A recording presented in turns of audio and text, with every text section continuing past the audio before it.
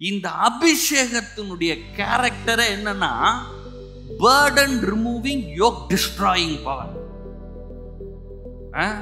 உங்கள் வாழ்க்கையில இருக்கிற எல்லா பாரத்தையும் சுமையும் என்ன பண்றோம்? நீக்கிறோம். நுகத்தை எல்லாம் என்ன பண்றோம்? உடைச்சிரும்.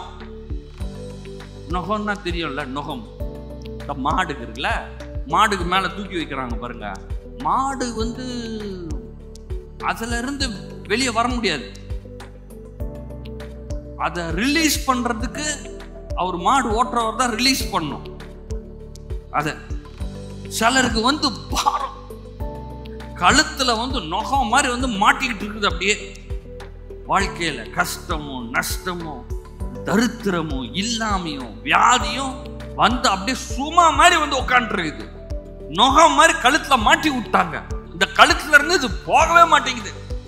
இந்த மாடுக்கு எப்படி பழகிறோம்னா, பார்த்துருக்கீங்களா? மாடு எங்கெங்க மாடெல்லாம் பார்க்குறோம், ஓலா ஊபர் இதெல்லாம் தான் இருக்குது. எங்க மாட்டு வண்டியில் எங்க இருந்துச்சு. இந்த மாடு என்ன பண்ணும் தெரியுமா? சில டைம் ரொம்ப பயங்கரமான மாடு. அதுக்கு தெரியும் காலையில் டைம் கரெக்டாக 8 மணிக்கு அவர் மாட்டு வண்டியை பிடிச்சாருன்னா அந்த மாடு அங்கேருந்து அதுவே உள்ள போய் கரெக்டாக நின்று ரெடியாக இருக்கும். எதுக்குன்னா அந்த நுகத்தை வைக்கிறதுக்கு. நல்ல மாடு அதோடைய வேலையை செய்யுது. இன்னைக்கு நிறைய பேரு இந்த நுகத்தை மாட்டிக்கிற இந்த வேலையை பெரிய வேலையா செஞ்சுட்டு இருக்கிறாங்க. நம்ம கஷ்டம் நம்ம தான் அனுபவிக்கணும், நம்ம பாரம் நம்ம தான் வச்சுக்கணும். என்ன பண்றது? உலகத்துல வந்துச்சா வாய்ச்சாச்சு, இங்க உக்காந்தாச்சு, இங்க பிறந்தாச்சு, எல்லாத்தையும் மாட்டிக்கிட்டு அனுபவிக்கணும். இயேசுவின் நாமத்தினால இன்னைக்கு சொல்றேன், உங்கள் பாரம் விலகுகிறது. அது இன்று முதல் உங்க பாரமே கிடையாது. நுகம் உடைகிறது. ஏனென்றால் இன்றைக்கு ஒரு அபிஷேகத்தினால் நீங்கள் தரிப்பிக்கப்படுகிறீர்கள்.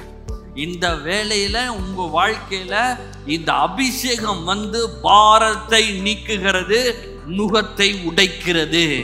எல்லாரும் சொல்லுமா, என் வாழ்க்கையிலே எல்லா பாரத்தையும் நான் நீக்குகிறேன், நுகத்தை உடைக்கிறேன். ஏன் நான் அதை சொல்றேன்? நான் பண்றேன். ஏன்னா நான் 1 நாள் தரிப்பிக்கப்பட்டிருக்கிறேன். மகா பெரிதான அபிஷேகத்தினால் நான் தரிப்பிக்கப்பட்டிருக்கிறேன். ஆகையினால என்ன ஆகுது? அதெல்லாம் நடக்க ஆரம்பிக்கிறது.